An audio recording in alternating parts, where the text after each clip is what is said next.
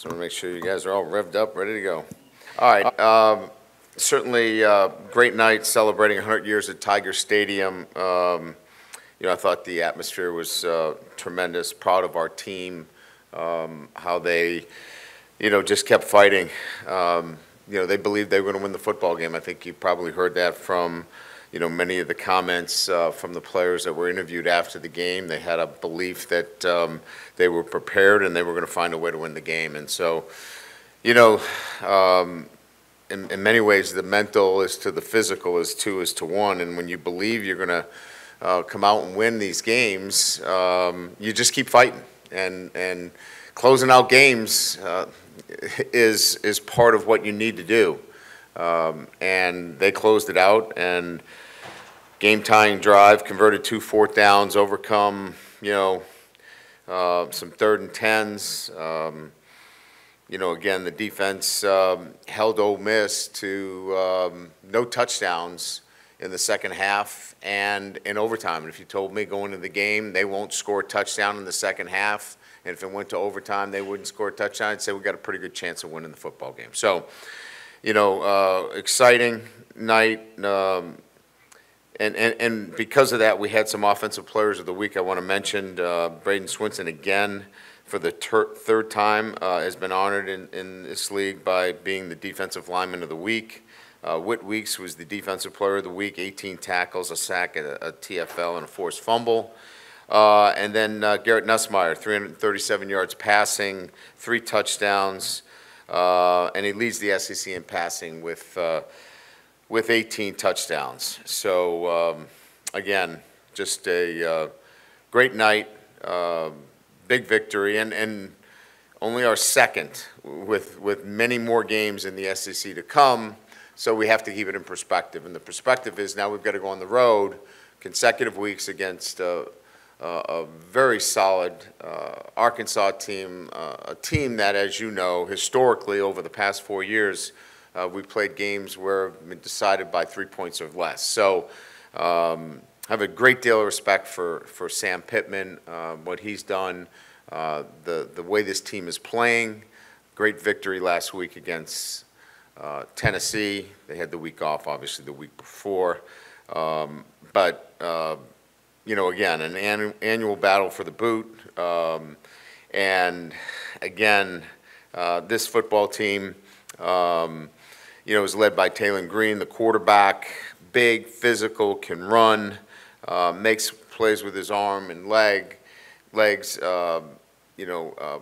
Again, I think the balance on offense, 480 yards in total offense, rushing, passing. They lead the SEC in 3rd down conversions. This is a formidable offense. Love the tight end, Lucas, the big offensive line. They work well together, and again, that's Coach Pittman's specialty is the offensive line. Defensively, I think to me, I think they've done a great job defensively. They're physical up front, big and physical. Landon Jackson, I think many of you know him, played here at LSU. Great motor. I mean, the guy just plays hard. He's a 3-year starter there. He is kind of the energy on that defense. But again, a really well-designed, fundamentally sound. They run to the football, play with a lot of energy. This is going to be a great challenge for us, and one where, we'll have to play well on the road at Fayetteville. So with that, we'll open up to questions. Right here, Coach. You mentioned on Saturday maybe your frustration earlier in the season by knowing what this team's capable of but not being able to finish. Does this unlock anything for your team in terms of being able to see when you do X, you get to see, Y and Z type of thing? Yeah, I think we're at that point now where, they've set a standard of how to play this game. To me, this has always been about, your preparation is one thing, but you have to flip the switch to performance. You can prepare well and you can look great in practice and you do all the things, but you have to then flip that switch to performance. And I think that this was the first night where we saw, the mental, the physical, the technical, and the tactical, all of them come together as one. And that's the standard in which we need to play. Now they have to think right about Arkansas, in putting that all together each and every week, because that's what's going to be required for them to continue to have positive outcomes.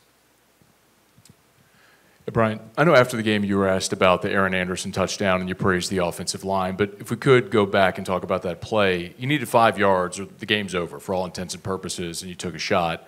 Was the play call to take a shot? Was it something Garrett saw in that moment? If you would maybe just walk us through what happened there. Yeah, so he had other options there. There in many of the offensive structured plays in those situations, as you can imagine, he's going to have an opportunity to get the ball out quickly if something presents itself. He was working through the third piece of the progression, and it's Anderson coming all the way across from the slot to the backside hash, and just anticipated, where he was going to be, and threw the ball expecting him to be there.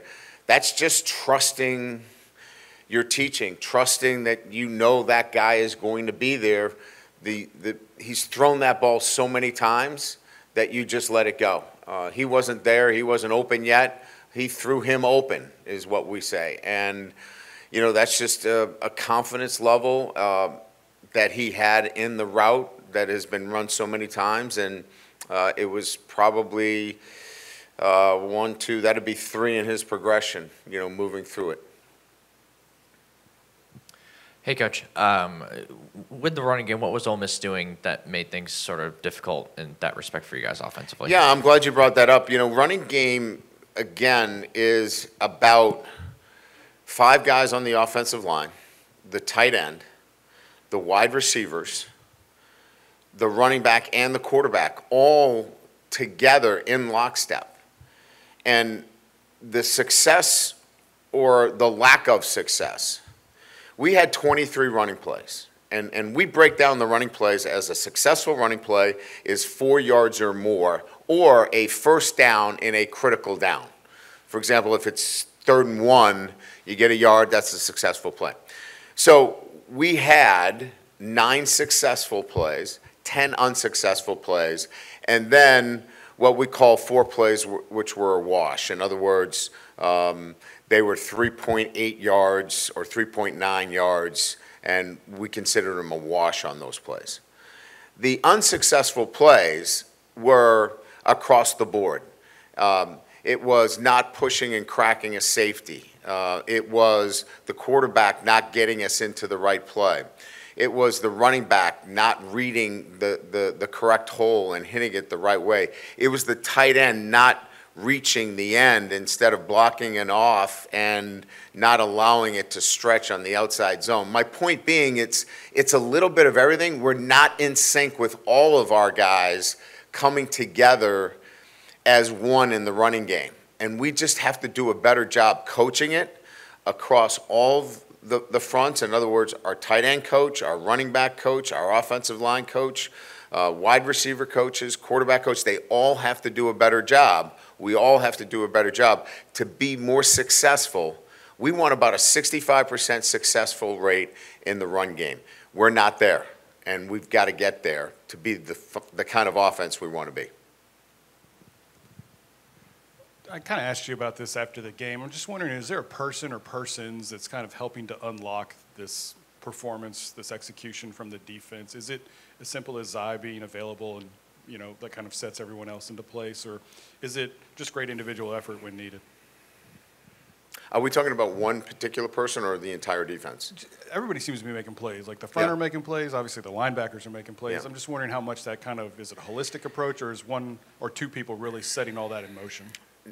This is the constant application of a defensive, system, a process that has required our players to really think right about what they're doing and doing their job every single play. And it's painstaking. It's work. You have to. It takes time, and with a whole new defensive staff, a whole new teaching, a communication system that we would have loved to have been here in week 1. It's just taken time for it to really kind of,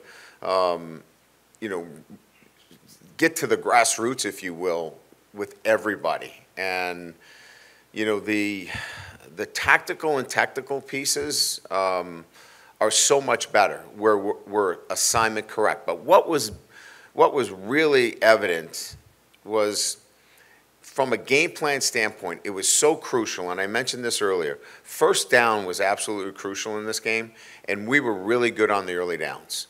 And if the ball did get out on the perimeter, we were tackling it. We didn't do that last year. We didn't tackle anybody last year. And so the fundamentals of playing good defense were in place, and then we were able to do things when we got into predictable down and distances, and we sacked the quarterback more times than he's been sacked at any time. And that's really the signs of good defense.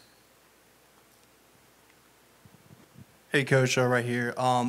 During the game, the offensive line had a tough task of going up against this Ole Miss front seven that led the country in sacks, and the offensive line did not allow a single sack. Was there a difference in scheme in terms of the pass blocking scheme, or was it the same the whole entire way? No, we're really good at that. We're exceptional pass blockers. We need to be exceptional run blockers too, and we're capable of doing that. But we need some help. You know, as I mentioned, you know, that offensive line, you know, needs some assistance on some perimeter things. They need some assistance when, you know, we're running a read play and we pull the ball out of the quarterback's hands. We need some help here. And now they're culpable too, but they're outstanding pass blockers. And we are capable of being better in the run game, and that's what we're rolling our sleeves up, and we're getting after it every day in practice, and the guys are committed to it, and there's more out there for us. Coach, just curious, does this situation remind you of 2022 when you beat Alabama at home, big overtime game, fans stormed the field, emotional victory, and then you've got to go to Arkansas, and do you bring that up with your team as far as how difficult it is, you know, from that game situation to this one? Yeah, I mean, look, we're pretty transparent in talking about, you know, what the current situation is relative to how they think. And, you know, I think that football team was a younger team relative to experience. This team has got some experience in terms of overall they've been through it, and they know what it looks like. But that doesn't mean that everybody understands how to think about it. So we'll talk about how they need to think about going into this week in their preparation. So it will be a conversation that takes place. And then this is where you lean on Nussmeier, who's been through it, and Weeks, who's been through it, and Greg Penn, and guys that have, you know, taken this trip and been part of it. And now that's where you ask your veterans to really step up. Brian, obviously last week a lawsuit kind of was reported from Greg Brooks. Yeah. Do you have any comment or response to the accusations of negligence within that against you and your staff? No, I mean, I think it's well known, and we've talked about the love that we have, our entire team, for Greg Brooks. You know, a leader, beloved by his teammates, and we'll continue to have that. But unfortunately, you know, lawsuits come out in our culture, in our society every day, and it is what it is, but it doesn't change the way we feel about Greg, and our support is going to be there. We hope and pray for only the best for him, but when it comes to lawsuits, our kids, players, coaches, we just really focus on Greg and hope and pray that he's one, and the guy that we focus on, and we stay away from anything that has legal ramifications.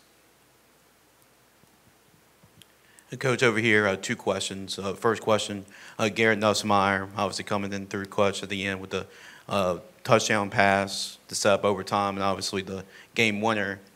Also, just for him, just to separate, because he likes to take the deep shots and the big plays, just kind of separate him trying to also run maybe 4 or 5 yards, kind of take what the defense gives you, and just kind of balancing that with Garrett? And then the second question is Corey Raymond and just his impact in the cornerback room and how that group has improved and what you've seen from that room.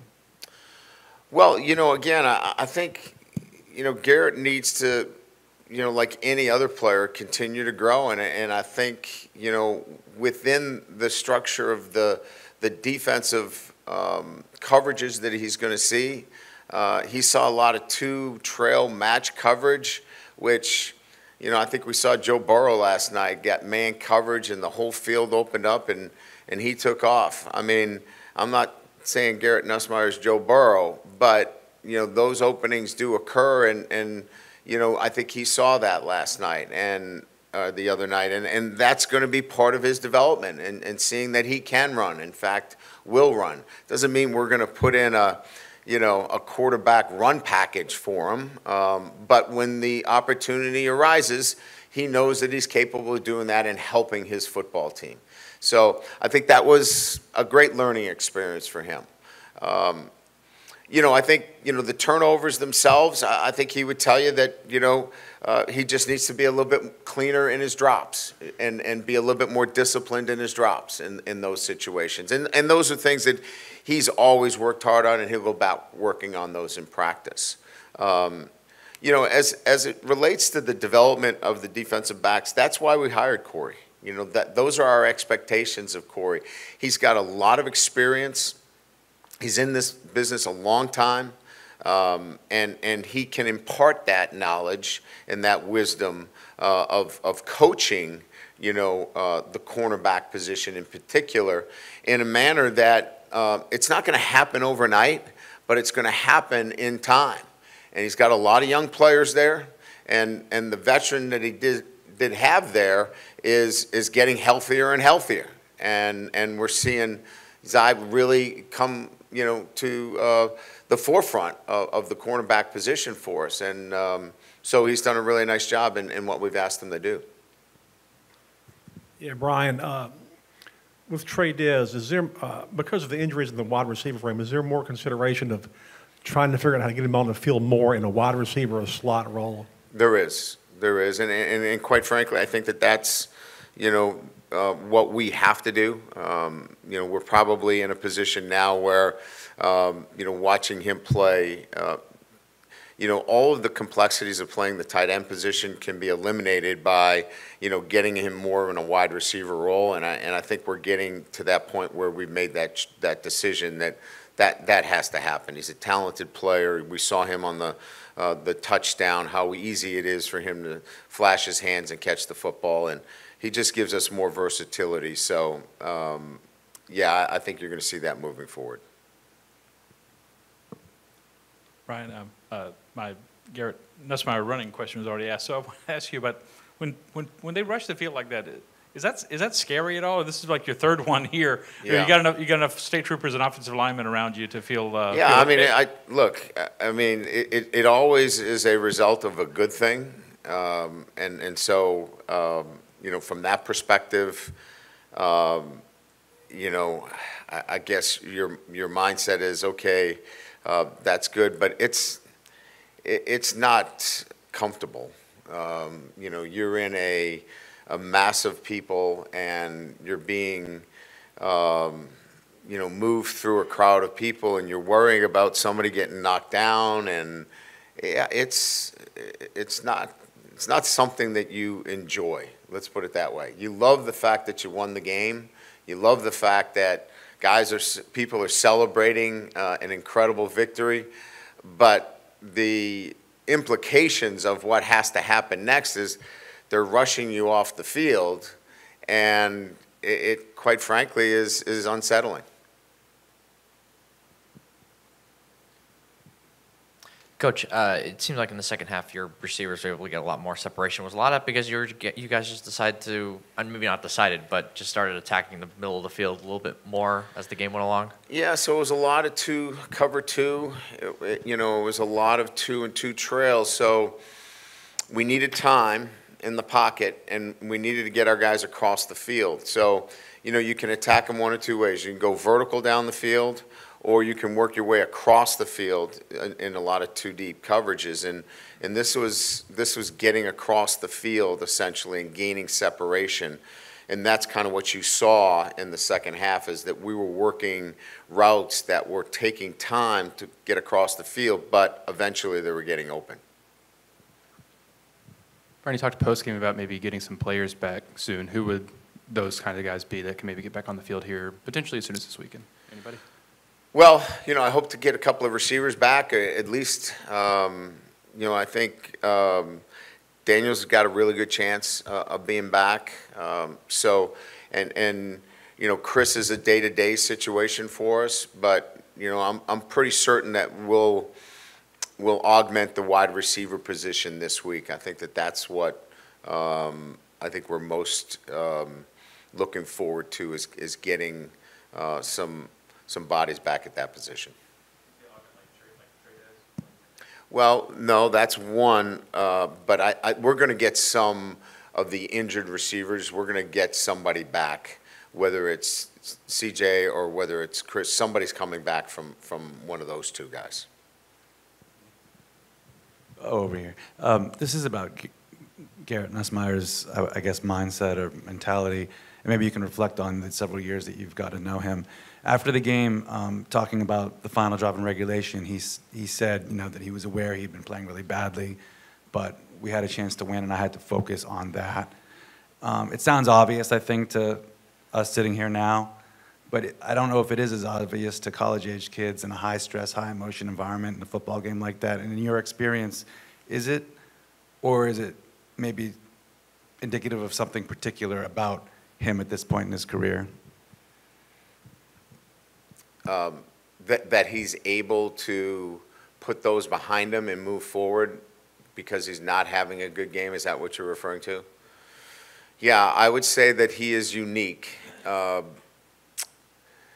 go back to, Jaden's first year.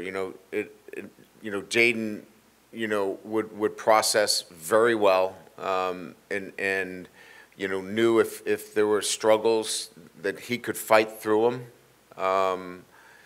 Garrett's in that first year of starting as well, but has the ability to have an awareness that, I've got to find a way to get through this. And on the sideline, he is talkative. He is always looking for solutions, like what can we do here versus the coverages that I'm seeing.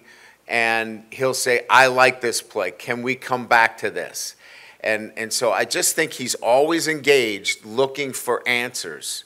And I think that's what makes him unique. Regardless of what has happened prior to, he's looking for success later in the game. And that's some of the plays that were called later were ones that he really likes and feels comfortable with. And you could see by the way he threw the football, those are plays that he could throw with a blindfold on because those are the ones that he feels comfortable with. Yeah, Brian, two Arkansas questions. First one is about what kind of, influences Bobby Petrino had on their offense? And secondly, is Arkansas's quarterback just a more mature version of South Carolina's quarterback as far as characteristics of what they do? Bobby Petrino makes a big difference in their offense. It is diverse in its running game. I don't know that I've seen as many schemes offensively in terms of, you can't rep all the run schemes that they have. I mean, it is diverse. So he has made a big difference in what they do offensively. The quarterback is a unique player in that, first of all, he is long speed as fast as anybody that we'll see. So he's got great speed. He's got escapability. And I think he throws it better than the quarterback from South Carolina. So this is a guy that is a real threat. And, we're going to have to really do some things to take away what he likes to do. And, this is a quarterback that when he's on, he's difficult to defend. So this will be a great challenge for our group. Hey, Coach, what adjustments did Blake Baker make during the game or at halftime, if any, other than I think he switched from man-to-man? And just what did you think of his game plan as the week went on, leading up to the game?